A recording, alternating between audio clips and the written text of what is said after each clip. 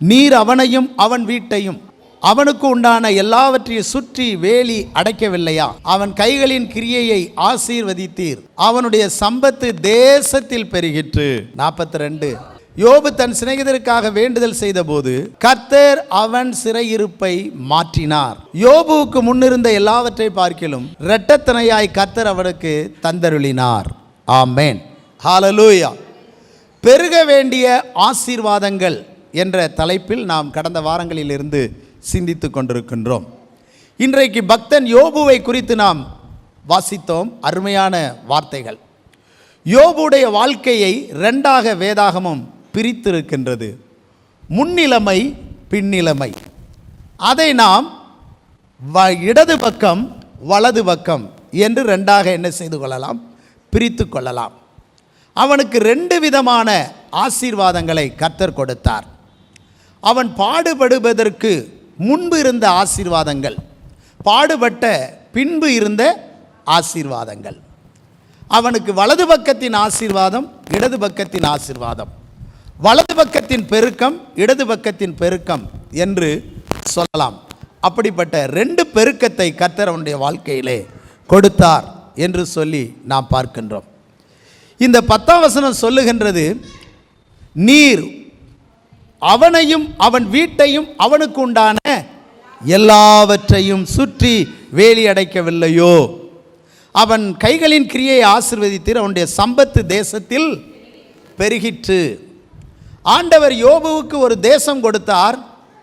அந்த தேசத்தை வெறுமையாக இருப்பதற்கு கொடுக்கவில்லை. அந்த தேசத்தை யோபுவுக்கு கர்த்தர் கொடுக்கிற ஆசீர்வாதத்தினாலே பெருக்க வேண்டும், நிறைக்க வேண்டும் என்பது தேவனுடைய அனாதி தீர்மானமாக, திட்டமாக இருந்தது. ஏனென்றால் நம்முடைய தேவன் பூமியை வெறுமையாக இருக்க சிருஷ்டியாமல் மக்கள் குடியிருக்கும்படியாக அவர் சிருஷ்டித்தார். பூமியை நிரப்ப வேண்டும் என்பதுதான் அவருடைய நோக்கம்.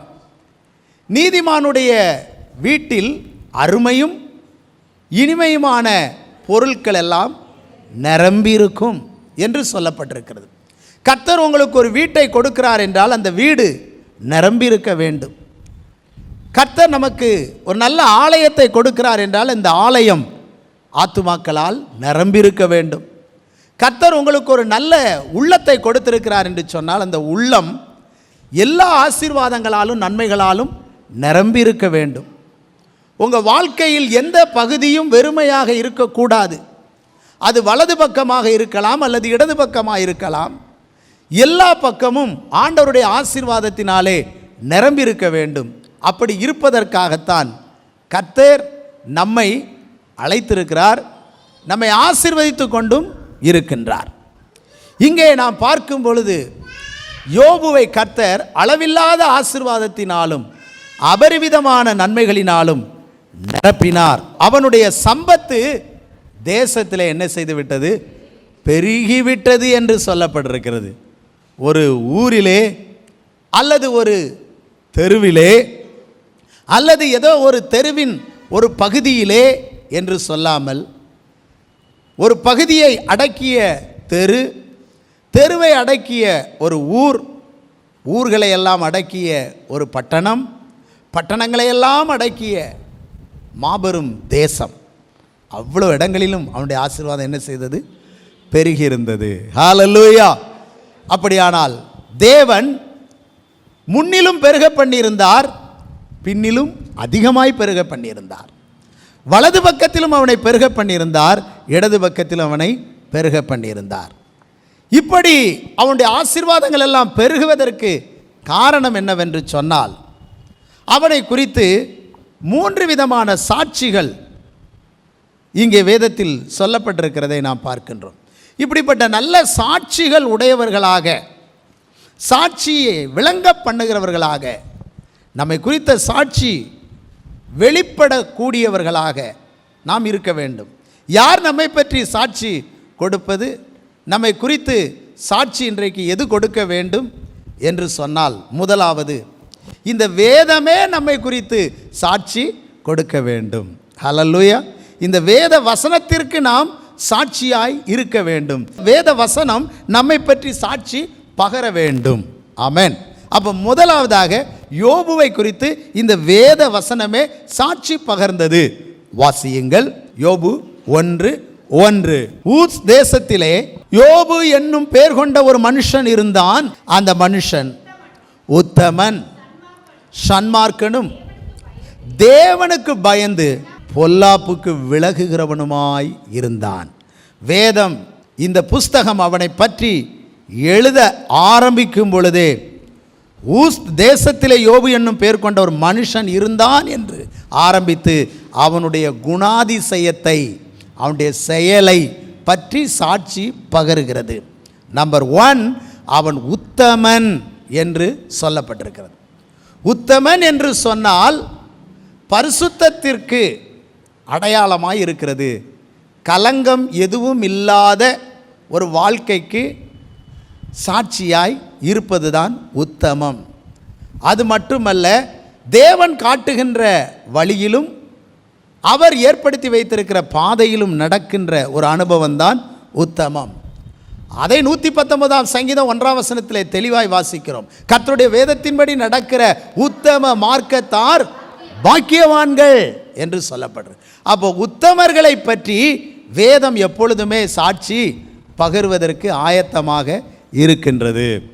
இரண்டாவது, சன்மார்க்கன் என்று சொன்னால் யாருக்கும் தீங்கு செய்யாமல் சரியாக தன் வாழ்க்கையை நடத்தி கொண்டே போகிறவன் தான் சன்மார்க்கன். அல்லேலூயா. அப்படிப்பட்ட ஒரு அனுபவம் அவனுடைய வாழ்க்கையிலே இருந்தது. மூன்றாவது, தேவனுக்கு பயப்படுகிறவன்.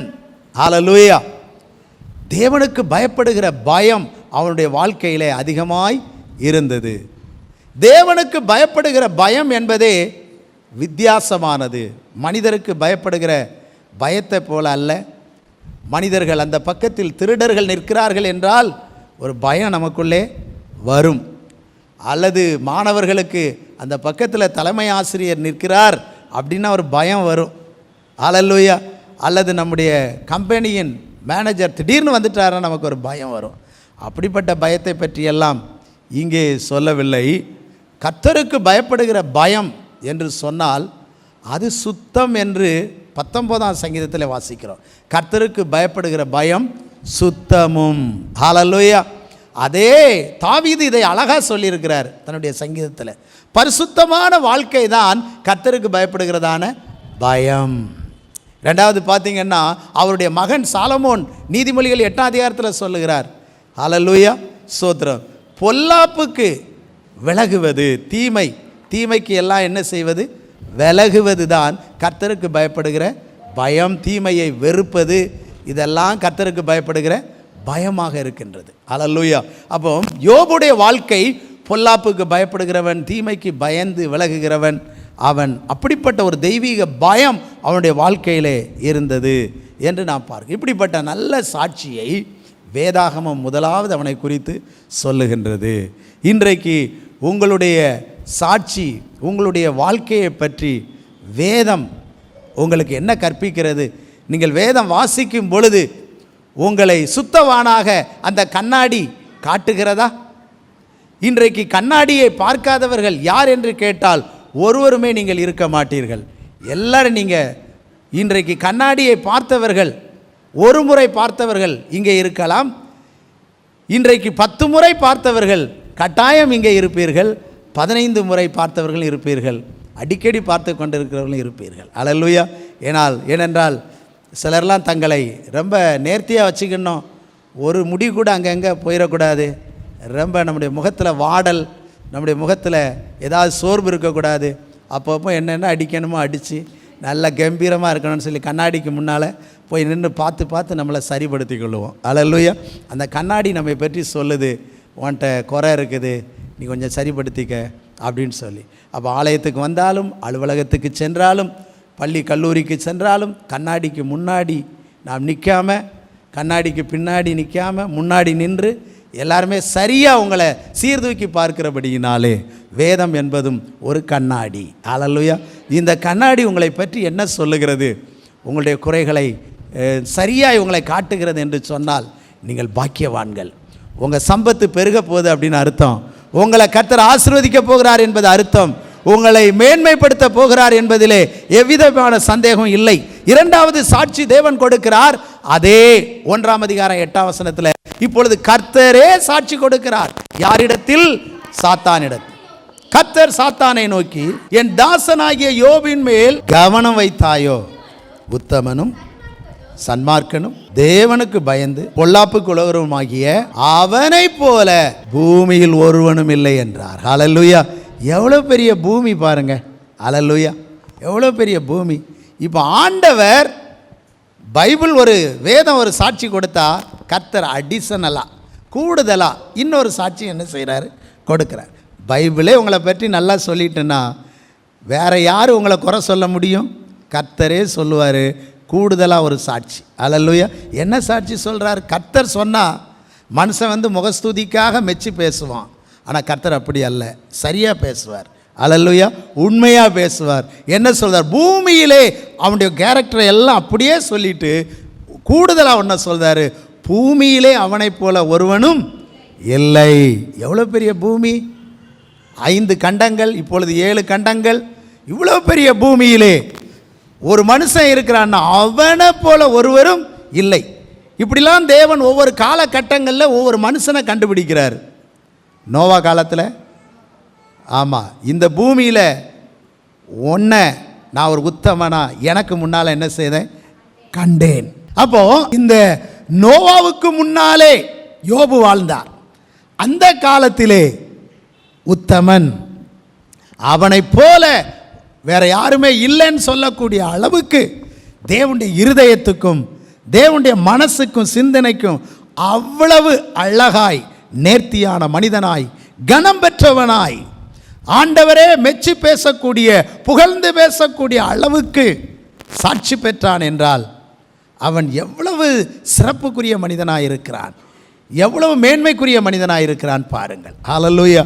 கர்த்தர் காலாகாலங்களில் ஒவ்வொருவரை குறித்தும் சாட்சி கொடுத்து கொண்டே இருக்கிறார். ஹல்லேலூயா. என் தாசனாகிய மோசையை போல சாந்த குணம் உள்ளவன் பூமியில் ஒருத்தரும் இல்லைன்னு சொன்னார். சாந்த குணம், எவ்வளவு சாந்த குணம்! ஹல்லேலூயா. நம்ம ஏதோ ஒரு பகுதியில் மோசையை பார்க்குறோம், கோபப்பட்டார். ஆனால் கர்த்தர் அவருடைய சாந்த குணத்தை வித்தியாசமாக பார்க்குறார். 6 லட்சம் பேரை எவ்வளோ அழகாக நடத்தி கொண்டு வந்தார். ஒரு குடும்பத்தை நடத்துவதற்கு நம்மால் முடியவில்லை. ஆனால் 6 லட்சம் குடும்பங்களையும் அழகாய் நடத்தினார் என்றால் அவருடைய சாந்த குணமே மேன்மைதான். இப்படி ஒவ்வொரு காலகட்டங்களில் ஒவ்வொருவரை குறித்து கர்த்தர் சாட்சி கொடுக்கின்றார். இந்த காலத்திலே வேதம் உங்களை கொடுக்கிற சாட்சியோடு கூட கர்த்தரும் உங்களை குறித்து ஒரு சாட்சியை கொடுப்பாரே என்று சொன்னால் உங்கள் சம்பத்து, உங்கள் ஆசீர்வாதம் நிச்சயமாய் பெருகத்தான் போகிறது. ஹல்லேலூயா. 3வது ஒரு சாட்சி 1 அதிகாரம் யோபு 9 வாசிங்க.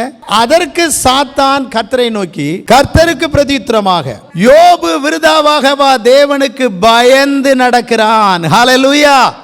3வது சாட்சி எங்க இருந்து வருது? அவனுடைய எதிரி. ஹல்லேலூயா. எதிரியினிடத்திலிருந்து ஒரு சாட்சி என்ன செய்து வருது? பகைஞனிடத்திலிருந்து, பலிகாரனிடத்திலிருந்து, கொல்லவும் திருடவும் அழிக்கவும் வருகிறானே அவன்கிட்ட இருந்து ஒரு சாட்சி வருது. பிசாசிட்ட இருந்து ஒரு சாட்சி வருது. அவன் விருதாவாகவா உம்மை சேவிக்கிறான், பயந்து நடக்கிறான். எவ்வளோ பயந்து நடக்கிறான் அப்படின்னு சொன்னால் அவன் விருதாவாக கிடையாது. அவன் ஜெபிக்கிறான் என்று சொன்னால் விருதா கிடையாது. சர்ச்சுக்கு வருகிறான் என்றால் விருதா கிடையாது. பாட்டு பாடி ஆராதிக்கிறான் அப்படின்னா விருதா கிடையாது. அவன் ஜெபம் பண்ணுறான், சுவிசேஷ ஊழியம் பண்ணுறான், துண்டு பிரதிகளை கொடுக்குறான், கஷ்டப்பட்ட மக்களை போய் சந்தித்து ஜெபம் பண்ணிட்டு வர்றான் அப்படின்னா அதெல்லாம் விருதாவே இல்லை. அவன் பண்ணுவது எல்லாம் ஆசீர்வாதமானது, மேன்மையானது. அவன் எதையும் கர்த்தருக்கு பயந்து பயந்து தான் செய்கிறான். அவன் உமக்கு பிரியமாய் செய்கிறான், உமக்கு ஏற்ற மாதிரி செய்கிறான் என்று. 3வது அவனுடைய பகைஞனே என்ன செய்து விட்டான்? ஒரு சாட்சியை கொடுத்து விட்டான். ஹல்லேலூயா. சோத்ரா. இன்றைக்கு உங்கள் அண்டை வீட்டார், உங்கள் அயலகத்தார் அல்லது உங்களுடைய சத்துருக்களும் சாட்சி கொடுக்க முடியுமா? ஹல்லேலூயா. உங்களுடைய விரோதிகள் உங்களை குறித்து சாட்சி கொடுக்க முடியுமா? ஹல்லேலூயா. ஸ்தோத்திரம். விரோதிகள் கூட உங்களை குறித்து சாட்சி கொடுக்க வேண்டும். அவங்கள்ட்ட எவ்வளோ நல்ல காரியங்கள் உண்டுங்க, எவ்வளவோ நல்ல காரியங்கள் உண்டு, அவங்க நல்லா ஜெபம் பண்ணுவாங்க அப்படின்னு சொல்லி உங்களை பற்றி ஒரு நல்ல சாட்சி, ஒரு மேன்மையான சாட்சி நம்முடைய விரோதிகளும் அல்லது பிசாசை நம்மளை பற்றி ஒரு சாட்சி கொடுக்க முடியுமா? ஆண்டவர்கிட்ட போய் அல்லது பாஸ்டர்கிட்ட வந்து அல்லது உங்களது சிநேகிதிட்ட வந்து கொடுக்க முடியுமா சாட்சி? அல்லேலூயா. அப்போ இந்த 3 சாட்சிக்கும் அவன் உடையவனாகவே இருந்தான். அல்லேலூயா.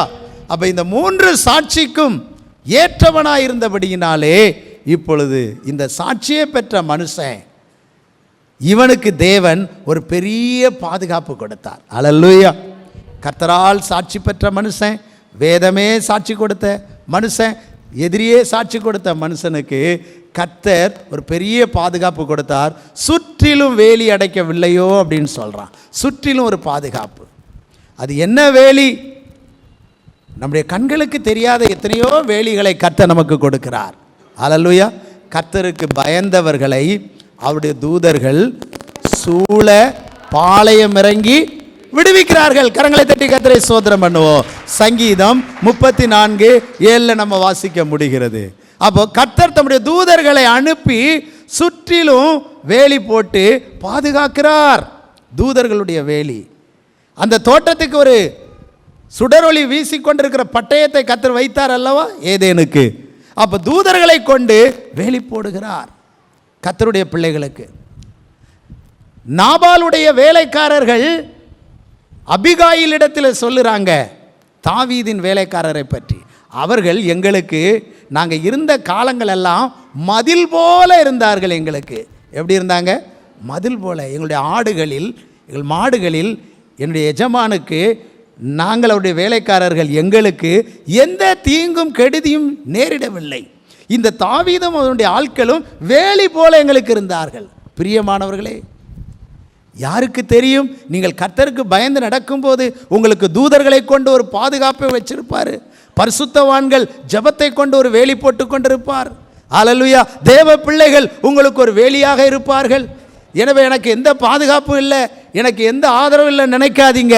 கர்த்தருக்கு பயந்து நீங்கள் நடக்கும்போது தேவன் உங்களுக்கு ஒரு தூதர்களை கொண்டு, தேவன் உங்களுக்கு தம்முடைய தாசர்களை கொண்டு, தேவ பிள்ளைகளை கொண்டு ஒரு வேலியை போட்டு இன்றைக்கும் காக்க அவர் உண்மையுள்ளவராயிருக்கிறார். அப்படி ஒரு காவல் உங்களுக்கு உண்டாகும் போது, அந்த காவலுக்கு மத்தியில் நீங்கள் இருக்கும்போது உங்க ஆசீர்வாதம் அது குறையாது, அது பெருகி கொண்டே இருக்கும், அது வளர்ந்து கொண்டிருக்கும், அது பெருகி கொண்டே தான் இருக்கும்.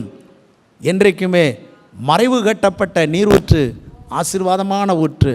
மறைவு கட்டப்பட்ட மரம் செடி கொடிகள் எல்லாம் சுகித்து செழித்து நல்லா வளர்ந்து செழிக்கும். அல்லேலூயா. மறைவில்லாத வேலி இல்லாத மரம் செடி கொடிகள் தான் மாண்டு போகும். அல்லேலூயா. பிரியமானவர்களே, சாலையின் ஓரத்தில் இருந்த அத்தி மரம் கனி இல்லாமல் சபிக்கப்பட்டு போய்விட்டது. ஆனால் எடுத்த எடுப்பில், ஏன்னா அங்கே பாதுகாப்பும் இல்லை, ஒன்றும் இல்லை சாலை ஓரத்தில் இருந்ததுக்கு. ஆனால் ஒரு தோட்டத்தின் உள்ளே ஒரு அத்தி மரம் இருந்துச்சு. அது ஒரு நாளாக கனி கொடுக்கலை, 3 வருஷமாக கனி கொடுக்கலை. ஆனால் அதுக்கு பாதுகாப்பு கிடச்சிது, தவணை கிடச்சிது, அதுக்கு ஆசீர்வாதம் கிடச்சிது. காரணம், அது ஒரு தோட்டத்துக்குள்ளே இருந்தது, அதுக்கு ஒரு காவல்காரன் இருந்தான். அல்லேலூயா. ஒரு அதை பண்படுத்துவதற்கு, காவல் காப்பதற்கு, பரிந்து பேசுவதற்கு, மன்றாடுவதற்கு. எனவே நீங்கள் சாலைகளில் உள்ள அத்திமரம் அல்ல, தோட்டத்தில் இருக்கிற அத்திமரம். உங்களுக்கு காவல் உண்டு, உங்களுக்கு பாதுகாப்பு உண்டு. நீங்கள் மலட்டு மரமாய் அல்ல, இனி கனி கொடுக்கிற மரமாக, நீங்கள் பலாபலனை கொடுக்கின்ற மரங்களாக, உங்கள் செல்வங்களும் உங்கள் ஆசீர்வாதங்களும் உங்கள் சுகமும் உங்கள் ஆரோக்கியமும் உங்கள் நன்மையும் நிச்சயமாய் பெருகும். பாதுகாப்புக்குள்ளே ஒரு பெருக்கம் இருக்கிறது, பாதுகாப்புக்குள்ளே ஒரு ஆசீர்வாதம் இருக்கிறது. அல்லேலூயா. இதுதான் முதல் இடது பக்கத்தின் ஆசீர்வாதம் அப்படின்னு வச்சுக்கலாம். முதல் ஆசீர்வாதம் யோபுவுக்கு. இப்போ பார்த்தீங்கன்னா அவனுக்கு சோதனைகள் பாடுகள்லாம் என்ன செய்து வருது. பலா போன சாத்தான் எங்கே இருந்து வந்தானோ தெரியலை. அல்லேலூயா. நம்மளை சோதிக்கிறதுக்கு நல்லா இருக்கிறது சிலருக்கெல்லாம் பிடிக்காது. நம்ம நல்லா உடுத்துறது பிடிக்காது, நம்ம நல்லா சாப்பிட்றது பிடிக்காது, நம்ம நல்லா சந்தோஷமாக இருக்கிறது பிடிக்காது சத்துருவுக்கு. நம்ம சாப்பாடை எப்படியாவது கெடுத்து நம்ம வாழ்க்கை முறைகளை கொஞ்சம் அலங்கோலப்படுத்தினான் தான். நல்ல வியாபாரம் பண்ணிக்கிட்டு இருப்போம், அது பிடிக்காது. நல்லா வாழ்ந்துக்கிட்டு இருப்போம், அது பிடிக்காது. பிசாசு எப்பொழுதுமே பகைஞன். அவன் ஏதாகிலும் ஒன்றை நமக்கு செய்யணும்னு சொல்லி துடிச்சிக்கிட்டே இருப்பான். அவனுக்கு செத்து கிடக்கிற குருவிகளெல்லாம் பற்றி ஒன்றும் கிடையாது. வேடனுக்கு தத்தி தத்தி எப்படியாவது சர்ச்சுக்கு போயிடணும், எப்படியாவது ஜெபம் பண்ணிடணும், எப்படியாவது வேதம் வாசிக்கணும், அப்படி எப்படியாவது ஆண்டவரோட நெருங்கணும்னு இந்த ஆசைப்படுறாங்களா, அவங்கள தான் என்ன செய்வான், பிசாசு கண்ணோக்கி பார்ப்பான். அப்போது நல்லா இருந்த யோபுகிட்ட ஆண்டவர்கிட்ட சொல்லி, இப்பொழுதும் நீர் அவனை தொட்டு பாருமே, உன் முகத்துக்கு முன்னால் அவன் தூசிக்கிறானா அப்படின்னு சொல்லும் பொழுது கர்த்தர் ஒப்பு கொடுத்தார். அதை நாம் 1ஆம் அதிகாரம் 12ஆம் வசனத்தில் இருக்கிறார். எல்லாத்தையும் ஒப்பு கொடுத்துட்டார். புறப்பட்டு போனான். அவன் மேலே மாத்திரம் நீ கையை என்ன செய்யாத, நீட்டாத. 12ஆம் வசனத்தில் உன் கையில் இருக்கிறது, அவனுக்கு உண்டான எல்லாம் உன் கையில் இருக்குது, ஆனால் அவன் மேலே மட்டும் கையை என்ன செஞ்சிடாத, வச்சிடாத அப்படின்னு ஒரு அனுமதி கொடுத்தார். தேவ அனுமதி இல்லாமல் எதுவுமே சில நேரங்களில் என்ன செய்யாது, நடக்காது. அனுமதி இல்லாமல் எதுவுமே நடக்காது. தேவன் அனுமதி கொடுத்தார். அந்த வேலியை கர்த்தர் கொஞ்சம் திறக்காமல் உள்ள நுழையவே முடியாது. அனுமதி கொடுத்தார். நடந்தது என்ன? அவனுடைய ஆசீர்வாதங்களை அந்த 2ஆம் வசனத்துலேருந்து 7 குமாரர் 3 குமாரத்தி, அவன் ஆசீர்வாதம் பாருங்கள். 7000 ஆடு, 3000 ஒட்டகம், 500 ஏர்மாடு, 500 கழுதை, மிருகஜீவன்கள், பணிவிடைக்காரர் நிறையா இருந்தாங்க. இதெல்லாம் ஒரே நாளில் எல்லாத்தையும் அடித்து நொறுக்கிட்டான் பிசாசு. அல்லேலூயா. இப்பொழுது யோபுடைய வாழ்க்கையில் நீங்கள் பார்த்தீங்கன்னு சொன்னால் அவன் பெரிய இழப்புக்குள்ளே, நஷ்டத்துக்குள்ளே போயிட்டான்.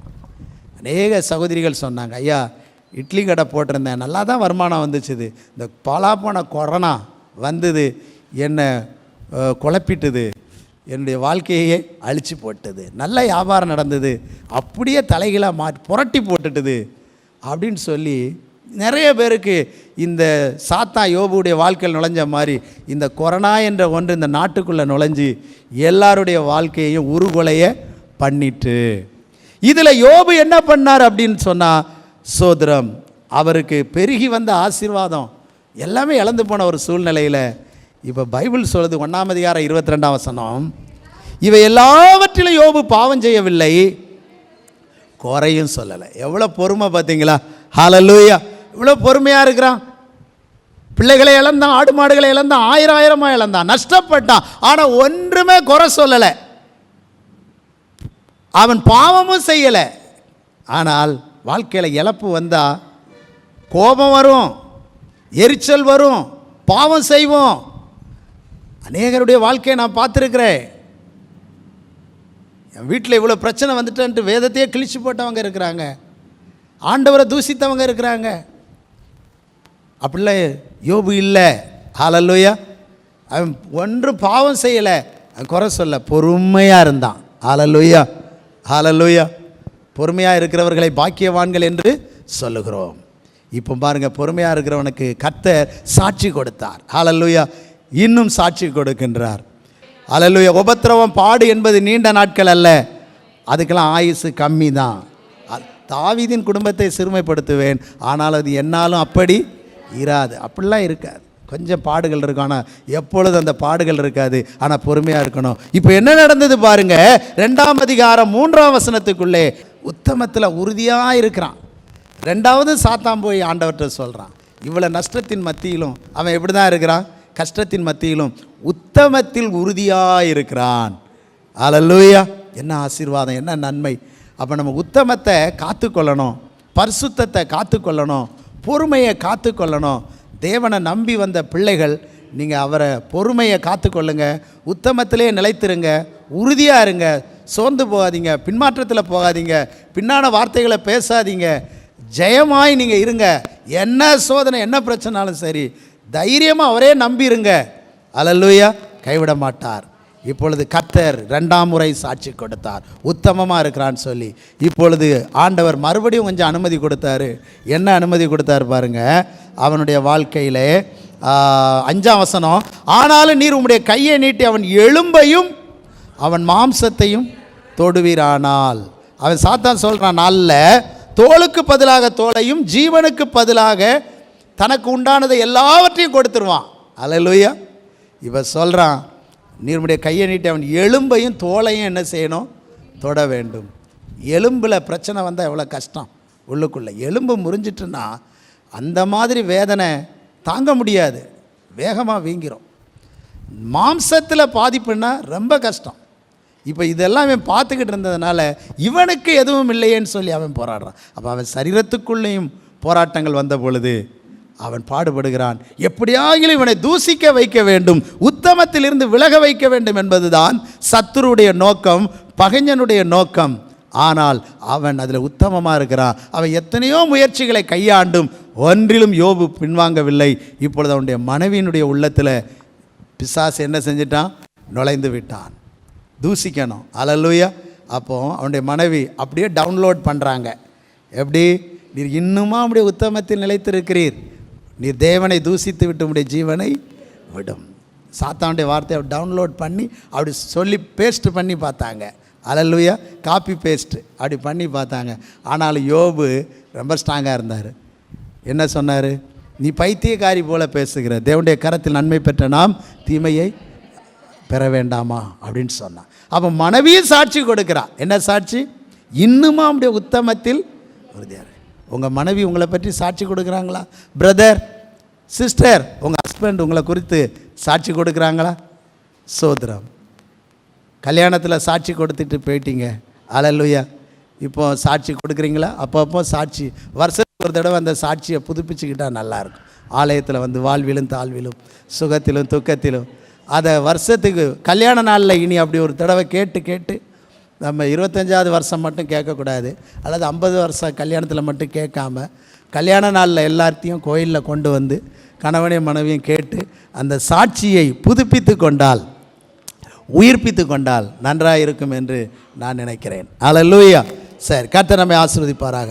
அப்போ இப்படிப்பட்ட ஒரு உபத்திரவத்தின் வழியாய் போன பொழுதிலும் கூட யோபுடைய வாழ்க்கையில் நம்பிக்கை இருந்தது. கொன்று போட்டாலும் நான் அவர் மேலே நம்பிக்கையாக இருப்பேன். இந்த தோல் முதலானவைகள் அழுகி போனாலும் அந்நிய கண்ணால் என் சொந்த கண்ணால் அவரை காண்பேன். இப்படிப்பட்ட அறிக்கை பண்ணினுடைய வாழ்க்கையிலே நடந்தது என்ன? வாசித்து முடிக்கலாம். 42ஆம் அதிகாரம் 10ஆம் வசனத்தை வாசிங்க. யோபு தன் சிநேகிதருக்காக வேண்டுதல் செய்த போது அவன் சிறையிருப்பை மாற்றினார். யோபுக்கு முன்னிருந்த எல்லாவற்றை பார்க்கிலும் இரண்டத்தனையாய் கர்த்தர் பெருக பண்ணினார். ஹல்லேலூயா. பிரியமானவர்களே, யோபுடைய கஷ்டத்தின் நாட்கள் முடிந்தது. அவனுடைய ஆசீர்வாதம் இடது பக்கத்தின் ஆசீர்வாதமும் இருந்தது. இப்பொழுது வலது பக்கத்தின் ஆசீர்வாதம் என்று சொல்லக்கூடிய 2 மடங்கு ஆசீர்வாதத்தை கர்த்தர் பெருக பண்ணிவிட்டார். நீங்கள் கடந்த காலத்தில் வடித்த கண்ணீர் இந்த நாட்கள் சந்தோஷத்தை 2 மடங்கு அனுபவிப்பீர்கள், மகிழ்ச்சியை 2 மடங்கு அனுபவிப்பீர்கள், ஆறுதலை 2 மடங்கு அனுபவிப்பீர்கள், தேறுதலை 2 மடங்கு அனுபவிப்பீர்கள். உங்க பிள்ளைகள் இல்லையா இன்றைக்கு? இனி உங்களுக்கு 2 பிள்ளைகளை தேவன் தந்து ஆசீர்வதிக்க போகிறார். நேற்று ஒரு வீட்டுக்கு போய் ஜெபம் பண்ண போனேன். அந்த சிஸ்டர், பாஸ்டர் குட் நியூஸ் அப்படின்னாங்க. நான் 3வது மாதம் சோதரை கர்த்தர் என்னை ஆசீர்வதிச்சிருக்கிறாரு அப்படின்னா, அந்த சிஸ்டர் வாழ்க்கையில் பிள்ளைக்கு அவங்க கிடைக்கல. தவம் பல வருஷமாக காத்திருந்தாங்க. கர்த்தர் ஒரு அருமையான குழந்தையை கொடுத்தாரு. இப்போ பார்த்தீங்கன்னு சொன்னால் அவங்க 2வதும் இவ்வளோ சீக்கிரத்தில் ஒரு குழந்தைய கர்த்தர் எனக்கு கொடுத்துட்டார் அப்படின்னு சொன்னேன். ஹல்லேலூயா. நீங்கள் நினைக்கவே மாட்டீங்க, இனி வரும் நாட்கள் இவ்வளோ சீக்கிரமாக அந்த ஆசீர்வாதம் வந்தது அப்படின்னு சொல்லக்கூடிய ஆசீர்வாதங்களை எல்லாம் கர்த்தர் உங்களுக்கு தருகிற நேரம் வந்துவிட்டது, தருகிற காலங்கள் வந்துவிட்டது. கர்த்தருடைய நன்மைகள் நமக்கு நிச்சயமாக பெருக போகிறது. கர்த்தர் நிச்சயமாய் நம்மை ஆசீர்வதிக்க போகிறார், மேன்மைப்படுத்த போகிறார்.